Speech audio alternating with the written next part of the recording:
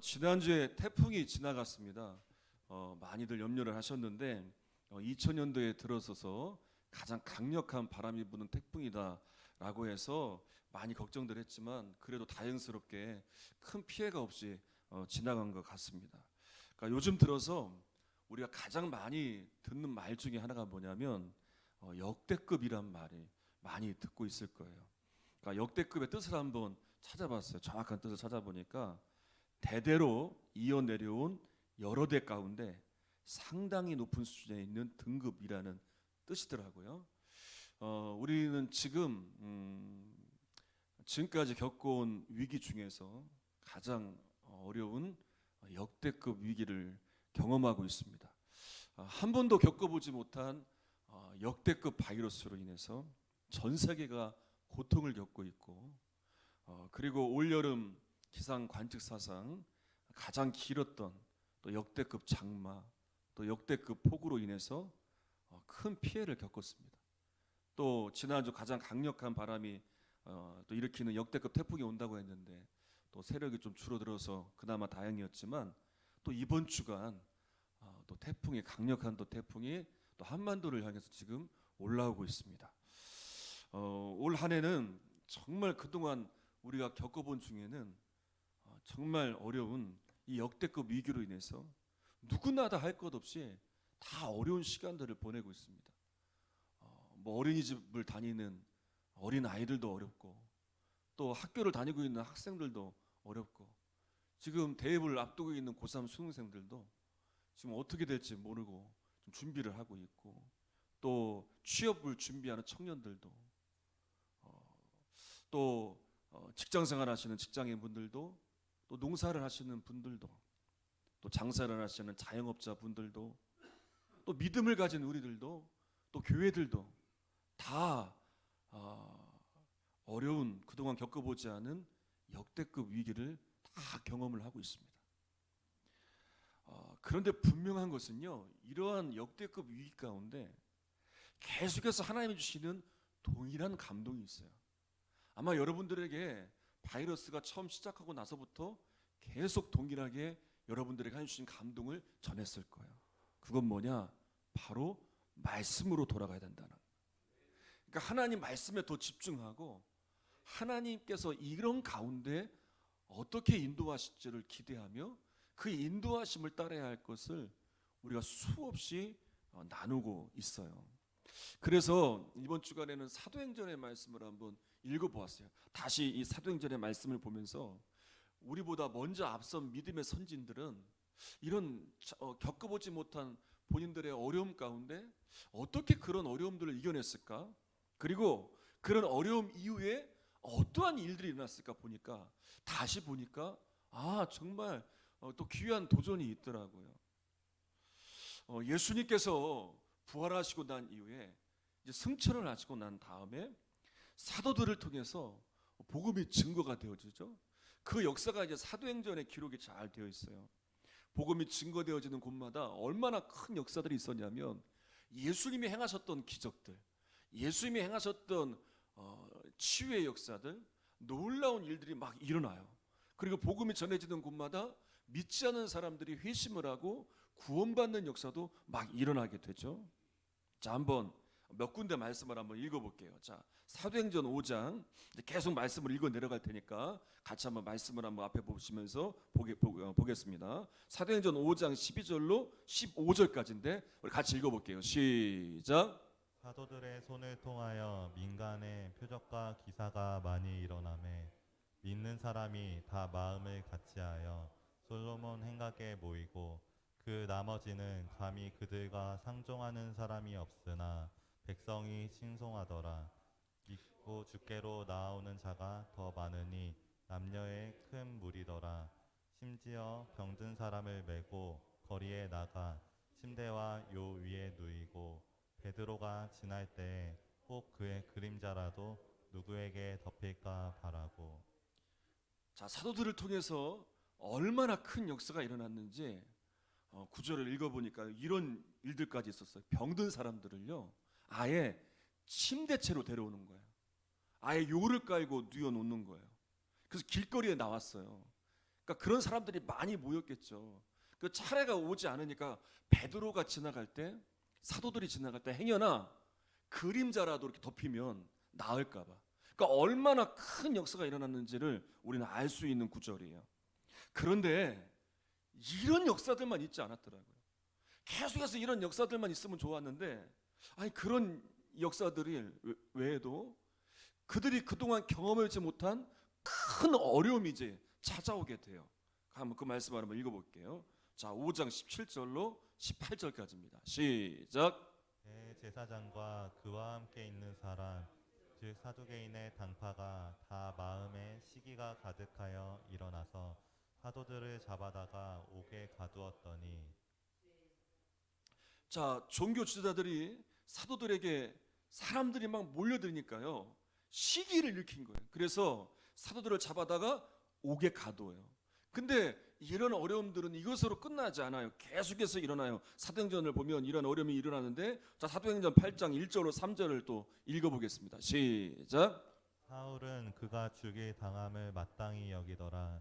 그 달에 예루살렘에 있는 교회에 큰 박해가 있어 사도 외에는 다 유대와 사마리아 모든 땅으로 흩어지니라. 경건한 사람들이 스데반을 장사하고 위하여 크게 울더라. 사울이 교회를 잔멸할세 각 집에 들어가 남녀를 끌어다가 옥에 넘기니라. 자, 스데반이 이제 순교하게 되고 또 예수 믿는 자들이 잡혀가게 되고 초대교회에 큰 어려움이 또 있어요. 또 읽어가다 보니까 12장에 또 이런 어려움이 있어요. 1절로 4절까지 한번 또 잘 한번 읽어보겠습니다. 시작. 그때 헤롯 왕이 손을 들어 교회 중에서 몇 사람을 해하려 하여 요한의 형제 야고보를 칼로 죽이니 유대인들이 이 일을 기뻐하는 것을 보고 베드로도 잡으러 할세 때는 무교기간이라. 음에 옥에 가두어 군인 넥식인 네페에게 맡겨 지키고 유월절 후에 백성 앞에 끌어내고자 하더라. 자, 이제 헤로드 왕이 야고보를 죽이고 베드로를 죽이려 하고 하다가 죽이지는 못하고 이제 잡아 가두게 되죠.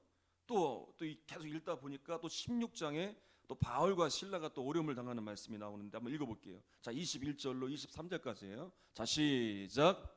로마 사람인 우리가 받지도 못하고 행하지도 못할 풍속을 전한다 하거늘 우리가 일제히 일어나 고발하니 상관들이 옷을 찢어 벗기고 매로 치라 하여 많이 친 후에 옥에 가두고 간수에게 명하여 든든히 지키라 하니. 자, 바울과 실라가 복음을 전하다가 이제 점치는 여종의 귀신을 내쫓는 일로 인해서 억울한 누명을 쓰고요, 옥에 갇히게 돼요. 자, 이러한 사도들이 경험하고 있는 어려움들은 이 사도행전에 너무나 많이 나오고 있어요. 자, 그런데요, 이런 어려움 가운데 그들이 보였던 모습을 잘 봐야 돼요. 어떻게 대처했는가, 어떻게 반응했는가. 여러분, 그들이 이런 가운데 보였던 믿음의 모습은 이전에 그들의 모습에서는 볼 수 없었어요.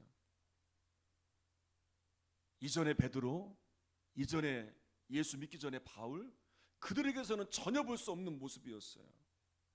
그러니까 이들의 보인 믿음의 모습을 보면서 공통적인 두 가지를 발견할 수 있게 되더라고요. 하나가 뭐냐? 첫 번째는 그들은요, 문제를 놓고 기도했어요. 베드로가 옥에 갇힌 이후에 어떠한 일들을 행했는가 한번 보면, 자, 12장 5절이에요. 자, 읽어보겠습니다. 시작. 이에 베드로는 옥에 갇혔고 교회는 그를 위하여 간절히 하나님께 기도하더라. 자, 베드로는 옥에 갇혔고 교회는 베드로를 위해서, 그를 위해서 기도하더라. 여러분, 정말 간단하지 않습니까? 문제가 생기니까 당연히 교회는 기도하는 거예요. 그래서 그를 위해서 기도하는 가운데 어떤 일이 일어나는지 아세요? 그 위에 말씀들을 보면 묶여있던 쇠사슬이 풀려요. 그리고 옥문이 열리게 되는 거예요. 자, 바울과 실라도 옥에 갇혔을 때, 자, 어떻게 했는지를 좀 보면, 자, 16장 25절입니다. 자, 시작. 한밤중에 바울과 실라가 기도하고 하나님을 찬송하며 죄수들이 듣더라. 자, 바울과 실라가 갇힌 가운데 기도하는 거예요. 여러분, 아까 베드로가 갇혔을 때 교회가 기도할 때 그 앞에 어떠한 설명이 없어요. 고민하다가 기도하더라. 며칠을 힘겨워하다가 기도하더라. 할까 말까 하다가 이게 아니에요. 이런 문제가 있으니까 기도하더라. 바로 기도로 연결되는 걸 봐요. 고민하지 않았어요. 어떻게 이런 거 저런 거 따지지 않았어요. 그냥 문제가 생기니까 그냥 기도했어요. 기도하는 중에 놀라운 일이 일어나요. 큰 지진이 일어나고요. 닫힌 문이 열리게 되고 메인 것이 다 벗어지게 돼요. 여러분, 이런 믿음은요, 전에는 그들에게서 볼 수가 없었다니까요. 그런데 위기가 생기니까, 감당할 수 없는 큰 어려움이 생기니까 그들의 믿음이 드러나게 되고, 이 믿음의 기도를 통해 엄청난 역사들이 일어나게 돼요. 여러분, 이러한 역대급 믿음은요, 언제 필요하느냐? 사실은 위기를 경험할 때 필요해요. 평안할 때 보이는 믿음은요, 누구나 다 할 수 있어요. 평안할 때 예배하는 것, 평안할 때 기도하는 것, 이건 어려운 일이 아니에요. 누구나 다 할 수 있어요. 그런데 어려움이 있다면, 그동안 겪어보지 않은 역대급 위기가 있다면, 그때 기도하는 것, 그때 하나님을 바라보는 것, 그때 예배하는 것, 그때 믿음을 지키는 것 절대 쉽지 않습니다. 왜냐하면 그때 감당해야 될 고난도 있고 또 여러 가지 일들이 있기 때문에 결코 쉽지 않아요. 그런데 이때 보이는 믿음, 이때 드리는 믿음의 기도가 그 다음에 역사를 이루어가는 거예요. 잘 알고 있는 예레미야 33장 3절의 말씀, 우리 같이 한번 읽어보겠습니다. 시작. 너는 내게 부르짖으라. 내가 내게 응답하겠고 내가 알지 못하는 크고 은밀한 일을 내게 보이리라. 여러분, 우리는요, 어느 누구도요, 우리 앞날을 예측할 수 있는 사람은 없어요. 아무도 몰라요. 근데 위기의 상황 가운데서는 더더욱 우리의 불투명한 미래로 인해서 더 불안해질 수밖에 없어요. 지금 경험하고 있는 역대급 위기 가운데 우리의 미래는 더 불투명해요. 그러니 더 불안할 수밖에 없고요, 더 우울할 수밖에 없어요. 그런데 말씀하고 있잖아요. 너는 내게 부르짖어라. 왜냐하면 하나님은 우리의 미래를 지켜주세요. 우리의 미래를 다 알고 책임져 주세요. 그래서 우리의 믿음의 기도를 통해서 우리가 알지 못하는 크고 놀라운 은밀한 하나님의 계획하신 일들이 일어나게 돼요. 지금은요, 그 어느 때보다 나라를 위해 기도할 때예요. 지금은요, 그 어느 때보다 한국교회를 위해서 기도할 때예요. 수없이 얘기했어요. 나라를 위해 좀 기도하자고, 한국교회를 위해서 기도하자고. 여러분, 이것에 대해서는 부인할 사람은 아무도 없을 거예요. 다 여러분들도 공감할 거예요. 아, 진짜 기도해야 될 때구나 라는 걸 여러분들 정말 여러분 다 공감하고 있을 거예요. 다 알고 있어요. 그래서 지금은요 기도할 때인데, 지금은 누가 더 옳으냐, 또 세상에서 들려오는 여러 가지 소리에 더 관심을 갖는 것이 아니라 지금은 하나님께 집중하면서 이 나라를 위해, 한국교회를 위해, 이 땅을 위해서 정말 기도해야 될 때예요. 가끔씩 여러분들을 통해서 기도의 능력에 대해서 믿지 않는 분들도 이야기를 한다는 얘기를 들을 때가 있어요. 그러니까 이런 경우에요. 주변에 문제가 생길 때, 이 지역에 문제가 생길 때 여러분들에게 교회가 좀 기도 좀 해줘. 날씨가 좋지 않을 때 교회가 좀 기도 좀 해줘. 여러분, 이렇게 믿지 않는 사람들이 부탁한다는 건요, 교회가 기도하는 교회라는 걸 알고 있는 거예요. 아멘을 안 하시네요. 우리 교회가 기도하는 교회라는 걸 인정을 안 하시나 봐요. 교회가 기도하는 교회라는 걸 인정하는 거고요, 믿지 않는 사람들도 하나님의 능력을 알기 때문에 부탁하는 거예요. 그리고 여러분들도 믿지 않는 직장 동료나 또 이웃분들이 그런 부탁을 할 때가 있어요. 난 믿지 않지만 좀 기도 좀 해줘. 좀 기도 좀 해봐. 교회 가면 좀 이것 좀 위해서 기도 좀 해봐. 분명히 그들도 기도의 능력을 알고 있다는 거야.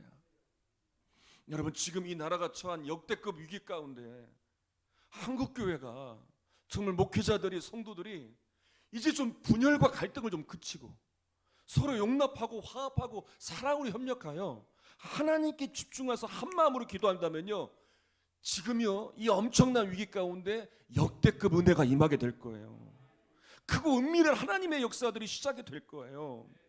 한국 교회에 하나님의 함께 하심을 보면서 사람들은 말할 거예요. 야, 교회에 능력이 있구나. 교회가 기도하니까 역사가 일어나는구나. 그래서 여러분, 지금은요, 정말 지금은 분열과 논쟁을 그치고요, 정말 나라를 위해 기도해야 될 때예요. 정말 교회를 위해 기도해야 될 때예요. 그거 놀라운 은밀한 역사가 준비되어 있다는 것을 믿고, 이 역대급 위기가 있지만 우리도 역대급 믿음을 가지고 지키면서 우리의 믿음의 선진들이 그랬듯이 옥에 갇혀 있을 때 바로 즉시 기도한 것처럼, 어려움이 있을 때 바로 즉시 교회가 기도한 것처럼, 우리도 마음을 앞에서 교회를 위해서, 나라를 위해서 문제를 놓고 기도할 때 크고 은밀한 위대한 역사가 일어날 줄 믿습니다. 자, 두 번째로 사도행전을 보면서 제가 발견한 공통점은 무엇이었냐면, 문제 가운데 그들은요, 사명을 놓지 않아요. 사명을 계속해서 감당해요. 사도행전 5장에 보면 사도들이 옥에 갇히게 되자 주의 사자가 옥문을 열어줘요. 그리고 뭐라고 얘기하냐면, 가서 생명의 말씀을 전하라. 여러분, 말씀 전하다가 시기를 받아서 갇히게 된 거잖아요. 그런데 가서 순종하며 전하는 거예요. 그 또다시 잡혀와요. 채찍으로 맞기까지 해요. 근데 사도들은요, 기뻐해요. 기뻐해요. 자, 사도행전 5장 41절 읽어보겠습니다. 시작. 사도들은 그 이름을 위하여 능욕받는 일에 합당한 자로 여기심을 기뻐하면서 공회 앞을 떠나니라. 여러분, 이게 말이 됩니까? 근데 그들은 기뻐하고 있어요. 왜냐하면 주의 사명을 감당하면서 그것을 놓지 않았어요. 그리고 그렇게 감당함을 통해서, 주님이 주의 사명을 감당할 때, 주님의 길을 걸어갈 때 고난이 있다고 했는데 바로 이것이구나. 우리가 주를 위한 고난을 받고 있구나. 나 같은 자가, 나 같은 죄인이 주님의 일을 위해 이렇게 쓰임을 받고 있구나. 주님이 나를 그렇게 인정하시는구나. 너무 감사하며 감격하며 기뻐하는 거예요. 그리고 멈추지 않고 주의 사명을 감당하는 거예요. 스데반이 죽은 이후에 교회를 향한 핍박이 더 심해지게 돼요. 근데 그때 어떻게 또 믿음을 지켰는지 보니까 멈추지 않고요, 그런 강한 핍박 가운데서도 복음을 전해요. 그리고 사람들이 듣고 그대로 따르게 돼요. 귀신이 떠나가요. 병든 자가 고침을 받아요. 그리고 그곳에 큰 기쁨이 임해요. 자, 한번 말씀을 읽어볼게요. 사도행전 8장 4절 읽어보겠습니다. 시작. 그 흩어진 사람들이 두루 다니며 복음의 말씀을 전할세. 자, 8절도 있습니다. 8절 시작. 그 성에 큰 기쁨이 있더라.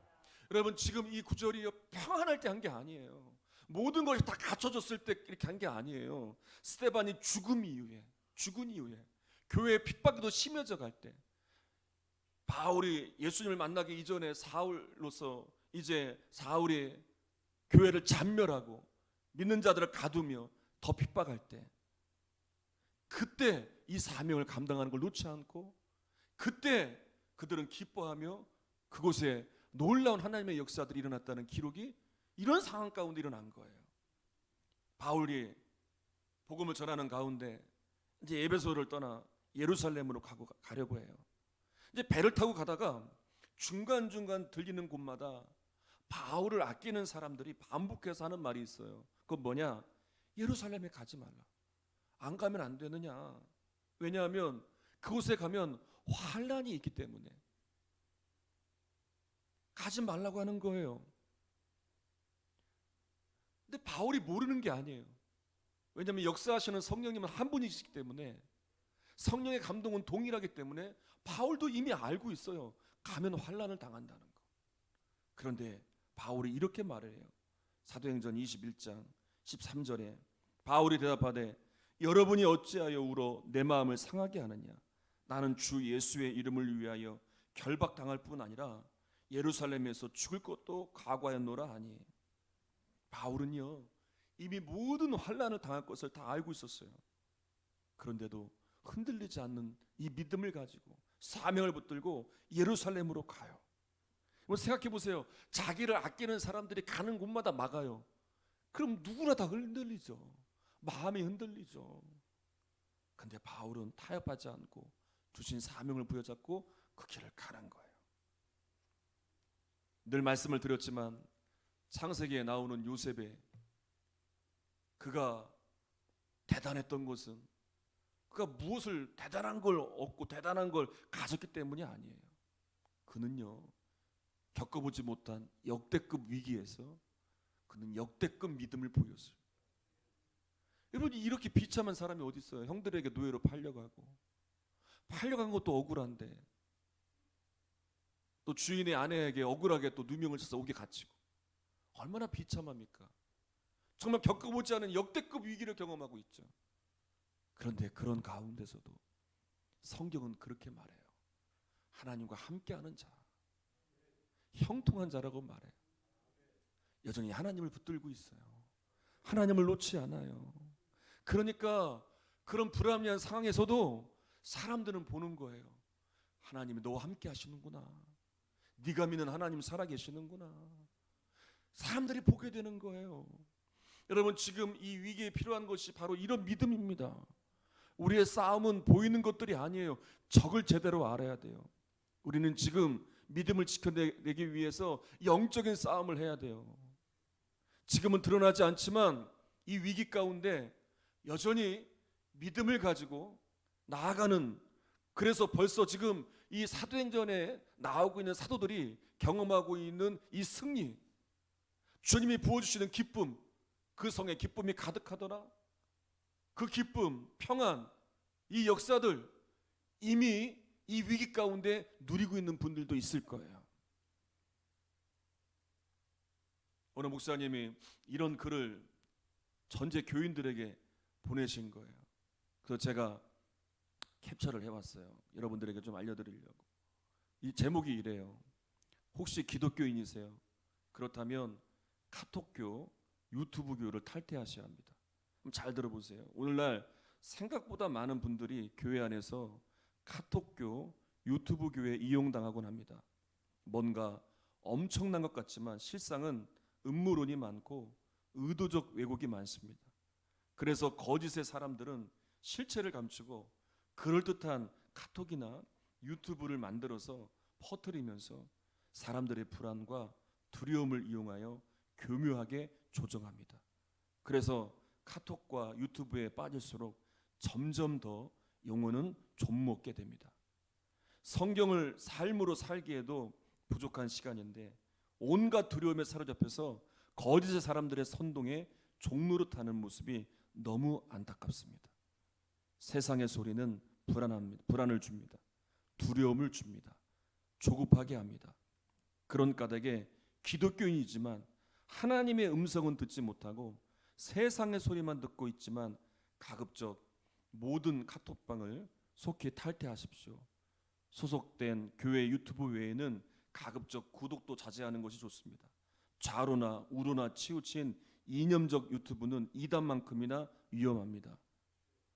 여러분, 보통 한국인들이 하루에 유튜브를 보는 시간이 3시간 정도라고 하더라고요. 그래서 이렇게 다니다 보면 그 영상들을 봐요. 그래서 이제 주중에 또 그 젊은 사람들은 더 많이 보겠죠. 그 이상을 보겠죠. 근데 여러분 설교는 얼마나 듣습니까? 아마 주일날 30분 정도의 설교. 그리고 여러분 성경은 얼마나 봅니까? 아마 여러분 대부분 바쁘시겠지만 성경 보는 시간보다 다른 영상에 다른 것에 마음을 뺏기는 시간들이 더 많을 거예요. 근데 문제는 뭐냐면 요즘에 이 유튜브와 카톡을 통해서 이 거짓 정보가 너무 난무하고 있다는 거예요. 여러분, 기독교인이라면 우리는 하나님께 집중할 줄 알아야 돼요. 정말 기독교인이라면요, 성경에 집중할 줄 알아야 돼요. 그래서 성경을 읽고요, 이 성경을 삶으로 연결하여서 정말 하나님의 나를 통해서 축복의 통로로 세우셔서 우리 가정을 바로 세우시고 우리 자녀들에게 그 은혜를 흘려보내시고 교회를 통해서 또 바로선 교회를 통해서 이 지역과 주변에 하나님의 축복의 통로로 세워져야 될 이 귀한 은혜의 역사를 이루어 가야 돼요. 그래서 우리가 성경을 읽고요, 이 성경에 나와 있는 것들을 삶에 적용하기 위해서 힘을 다한다면요, 교회는요 더 건강해질 거예요. 이 사회도 더 밝아지게 될 거예요. 초대교회가 그랬어요. 처음 믿은 믿음의 사람들이 그랬어요. 요한계시록에 나오는 소아시아 교회 중에 버가모 교회가 나옵니다.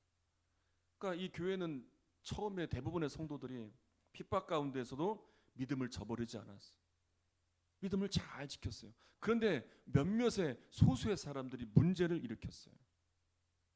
하나님이 세우신 안디바라는 지도자를 따르지 않고 발람의 교훈이나 니골라당의 교훈을 따르는 사람들이 있었어요. 그러니까 이것이 무엇이냐면 발람의 교훈은 한마디로 이런 얘기예요. 우상을 숭배해도 된다. 그러니까 우상을 숭배하도록 성도들을 그렇게 미혹을 했어요. 그리고 니골라당의 교훈은 오늘날 구원파와 같은 교리와 같아요. 예수를 믿고 나서 마음껏 죄져도 된다. 그걸 인정해 준 거예요. 그러니까 사람들이 이런 거짓된 것에 휩쓸려서 그 믿음이 흔들리게 되는 거예요. 그래서 버가모 교회 성도들은 이런 잘못된 교훈을 따라서 예수를 믿으면서도 우상을 섬기고 그리고 죄를 짓는 것에 대해서 아무런 꺼리낌이 없었어요. 정말 어이없는 일들이 일어났어요. 주님께서 그런 버가모 교회를 향해서 이렇게 말씀하세요. 요한계시록 2장 16절에 그러므로 회개하라. 그리하지 아니하면 내가 내게 속히 가서 내 입의 검으로 그들과 싸우리라. 주님께서는 그 잘못된 변질된 이 거짓된 것으로 물들어 버린 그 어려운 핍박 가운데서도 믿음을 잘 지켰던 순수한 믿음을 잃어버린 그들을 향하여 주님은 다시 돌이킬 것을 말씀해 주세요. 여러분, 회개하라는 주님의 말씀이 무슨 말씀입니까? 거짓된 가르침에서 진리를 찾는 게 아니라 주님의 가르침 앞에 그 진리를 찾고 바로 서라는 거예요. 여러분, 오늘날 정말 이 역대급 위기 가운데 여러분도 많이 지쳐가실 거예요. 그런데 오늘 사도행전의 말씀을 곳곳을 살펴봤지만 그런 어려운 그런 위기만 있지 않았어요. 그것으로 끝나지만 않았어요.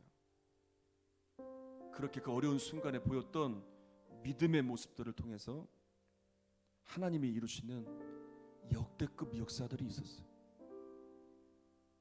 여러분, 오늘날에도 이 위기는요 언젠간 지나가게 돼요.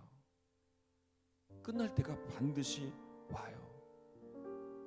여러분, 그때까지 아니 그 이후에도 우리는 하나님 앞에 믿음을 점검하면서 회복될 기회를 얻어야 돼요. 우리가 하나님께 집중하지 못하고 말씀에 집중하지 못하고 세상의 소리에 귀를 기울였고 거짓된 것에 우리의 마음을 빼앗겼고 죄악된 것에 우리를 내어줬다면 정말 다시 회복하여 말씀으로 돌아가고 다시 진리 앞에 서서 하나님께 회복할 기회가 지금의 시간이에요.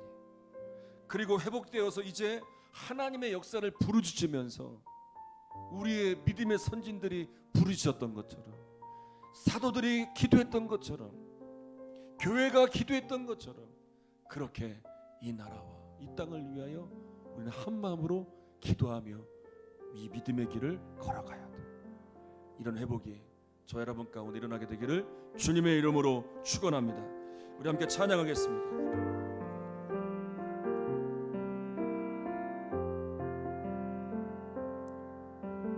이 세상을 살아가는 동안에 나의 힘을 의지할 수 없으니 기도하고 낙심하지 말 것은 주께서 참 소망이 되심이라. 이 세상을 살아가는 동안에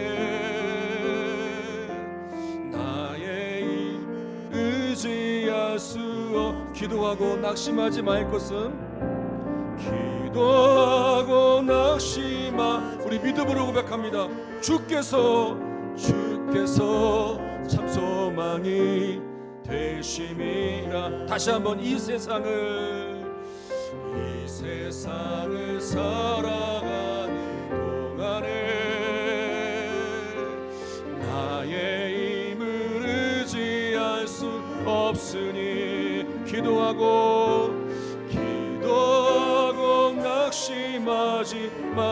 것은 주께서 참 소망이 되심이라. 하나님의 꿈이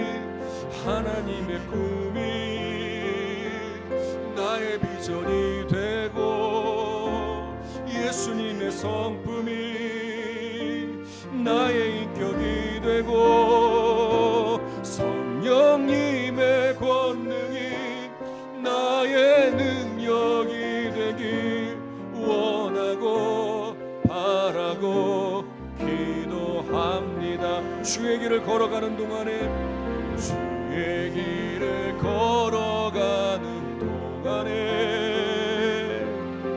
세상에 거두지 할 수 없으니 감사하고 낙심하지 말 것은 주께서 참 기쁨이 되심이. 하나님의 꿈이 나의 비전이 되고 예수님의 성품이 나의 비전이 되고 성령님의 권능이 나의 능력이 되길 원하고 바라고 하나님의 꿈이. 우리 손을 가슴에 얹고 찬양합니다.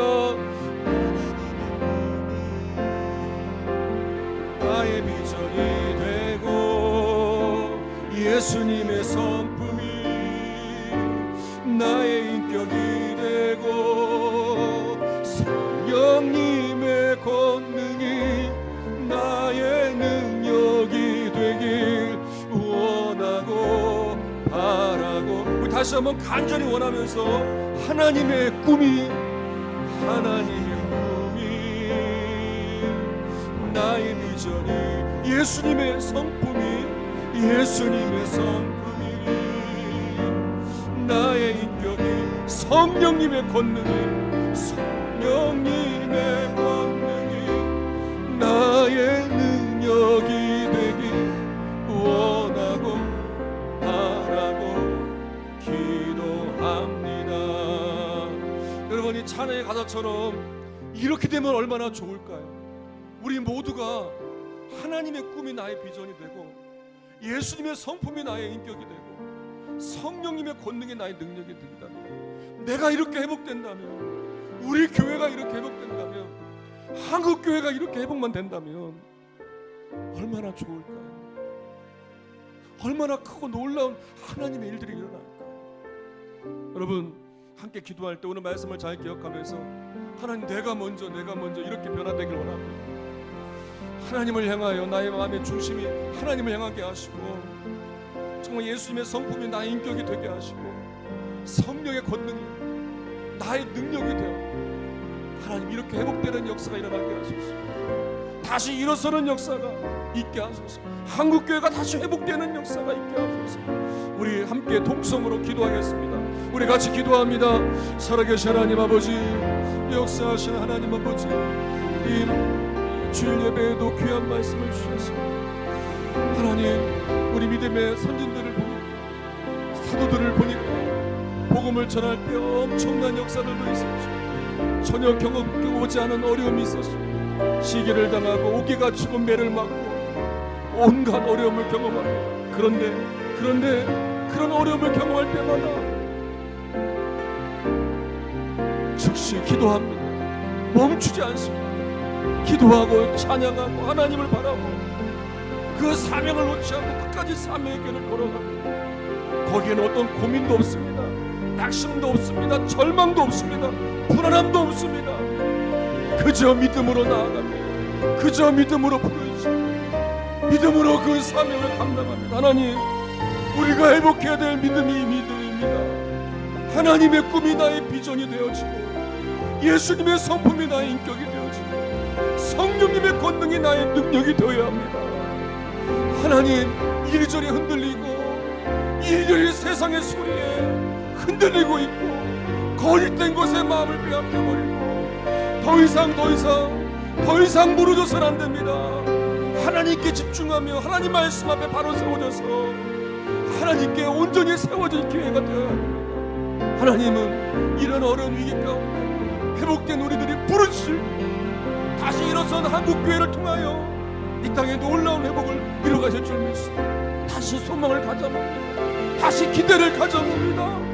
다시 하나님께 나아가기를 결단합니다. 하나님 도와주시옵소서. 하나님 긍휼히 여겨주시옵소서. 다시 회복되는 때가 올 수 있도록 아버지의 귀한 역사를 이루어 주실 줄 믿습니다. 인도하여 주시옵소서. 함께하여 주시옵소서. 도와주시옵소서. 하나님의 꿈이 나의 비전이 되고 예수님의 성품이 나의 인격이 되고 성령님의 권능이 나의 능력이 되길 원하고 바라고 기도. 하나님의 꿈이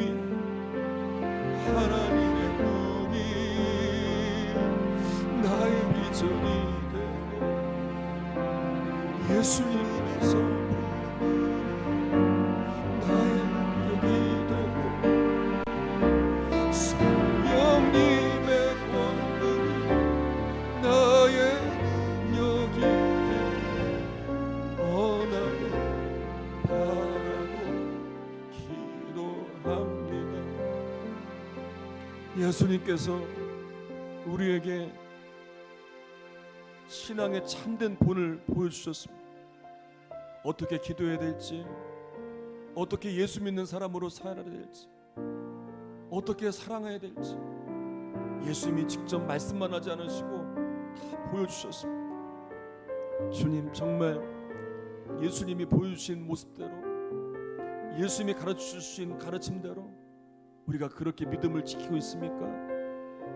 그렇게 우리가 사랑하고 있습니까? 우리가 그렇게 기도하고 있습니까? 주님, 다시 소망하며 기대합니다. 하나님의 꿈이 나의 비전이 되게 하소서. 예수님의 성품이 나의 인격이 되게 하소서. 성령님의 권능이 나의 능력이 되게 하소서. 헛된 세상의 꿈, 헛된 육신의 욕망, 내 안에 가득한 이기적인 더럽고 추악한 죄악된 모습들 다 몰아내 버립니다. 십자가에 다 못 박아 버립니다.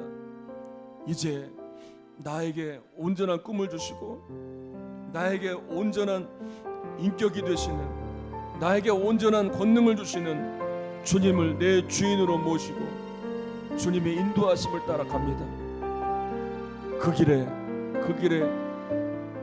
주님의 승리가 임하게 하여 주시옵소서. 이 시간도 주님 앞에 귀한 예물들을 올려드립니다. 10의 1조를 올려드리고 갖가지 감사의 잔목들을 담아 드려지는 이 예물들을 받으셔서 이 예물을 드린 성도들의 손길들을 축복하시고 그들의 삶 가운데 요셉과 함께 하셨던 하나님, 사도들과 함께 하셨던 하나님의 놀라운 역사들이 있게 해주시옵소서. 이 예물이 쓰여지는 곳곳마다 주님의 복음의 지경이 확장되어지는 역사들이 곳곳에서 일어나게 하여 주시옵소서. 예수님의 이름으로 기도합니다. 아멘.